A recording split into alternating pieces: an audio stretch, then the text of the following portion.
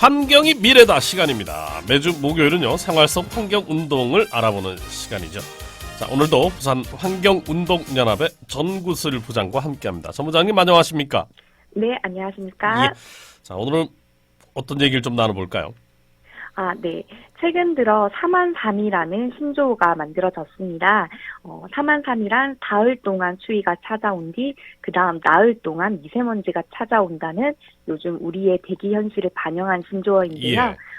지난 2일 오전 부산시 보건환경연구원은 서부산권에 초미세먼지 주의보를 발령했습니다.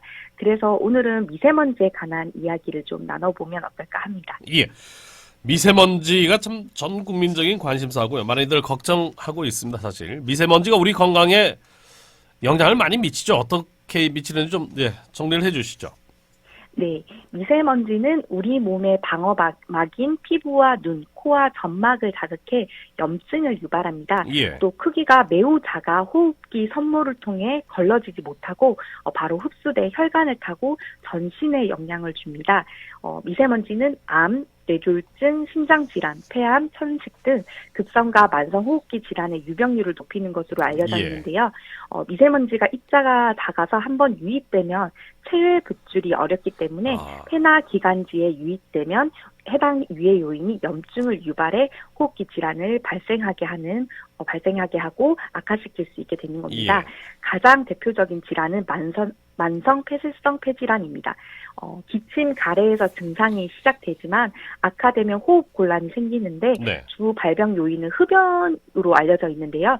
최근에는 미세먼지도 영향을 미치는 것으로 알려졌습니다.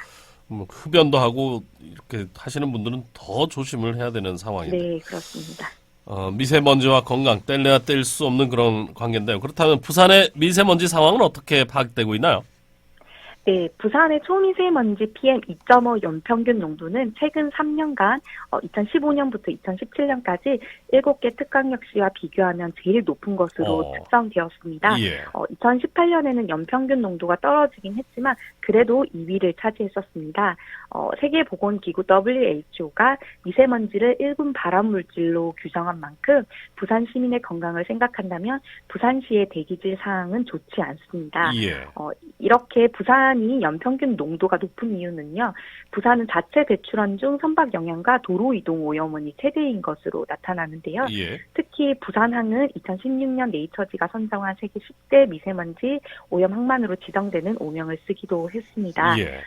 선박 및 항만의 기여도가 40에서 60%로 여름철 다른 지역보다 부산이 미세먼지가 높은 원인이 되어 왔는데요. 예. 특히나 2018년도 부산시 초미세먼지 농도를 비교했을 때 부산항은 26 마이크로그램 per 세제곱미터, 도심 안은 23 마이크로그램 per 세제곱미터로 항만 지역이 도심보다 미세먼지가 높은 것으로 확인되었습니다.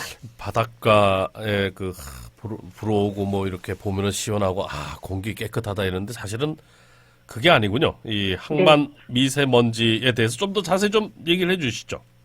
네, 항만 미세먼지는 주로 선박, 하역 장비, 항만 출입 화물차에서 발생하고 있습니다. 선박 같은 경우 우리나라 미세먼지 배출량의 9.9%를 차지하고 있고 국립환경과학원의 2014년도 대기오염 물질 배출량 자료에 따르면 부산에서 배출한 초미세먼지 중 선박이 차지하는 비중이 51.4%로 절반을 넘습니다. 특히 황합류량이 높은 중류를 사용하는 대형 선박이 다량의 미세먼지를 유발하는데 선박에서 나오는 항산화물의 양이 자동차의 3,500배에 해당할 정도로 심각한 수준입니다.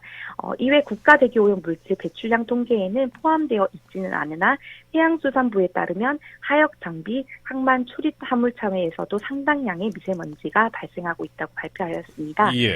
작년 3월 미세먼지와 관련된 8개의 법률이 본회의에서 한꺼번에 통과됨에 따라서 부산 지역을 비롯한 항만 지역의 오랜 수건이던 항만 지역 등 대기질 개선에 관한 특별법 등이 국회에 통과가 되었고요. 이 항만 특별법은 올해 1월 1일로 시행되고 있습니다.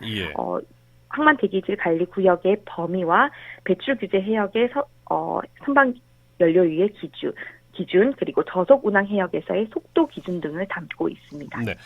이런 항만에서의 배에서 내뿜는 미세먼지 때문에 선박들도 지금 다 어떤 엔진 교체라는 이런 걸 다 해야 되는 친환경적으로 해야 되는 그런 기간이 전 세계적으로 또 지금 지정이 되어 있는 그런 상황인데요.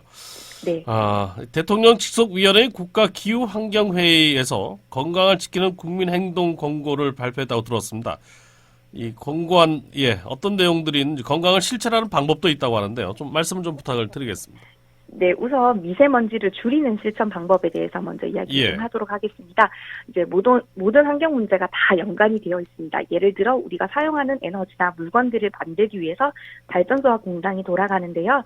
공장이 돌아가면서 미세먼지가 만들어지게 되는 거죠. 그래서 미세먼지를 줄이는 수칙은 사실 환경을 지키는 수칙과 또 크게 다르지는 않습니다. 네, 우선 권고안에서는요, 미세먼지를 줄이는 5가지 실천에서 첫 번째, 차량은 이부제, 가까운 거리는 걸어서 먼 거리는 대중교통을 이용하는 방법입니다. 두 번째는 이제 운전하실 때 공회전, 과속, 과적은 더 많은 미세먼지를 만들어내기 때문에 친환경 운전 습관 지키는 부분이 있고요. 세 번째는 폐기물 배출을 줄여 소각량도 줄이고 미세먼지도 줄이는 방법이 있습니다. 그리고 네 번째는 겨울철 적정 실내 온도 20도 유지와 낭비되는 대기 전력을 줄이는 것입니다. 그리고 마지막 5번째는 불법 소각이다 불법 배출을 못 본 척 말고 바로 신고하는 것입니다. 그렇죠. 자, 끝으로 나와 가족의 건강을 미세먼지로부터 지키는 5가지 실천 방법이 있다면서요? 네.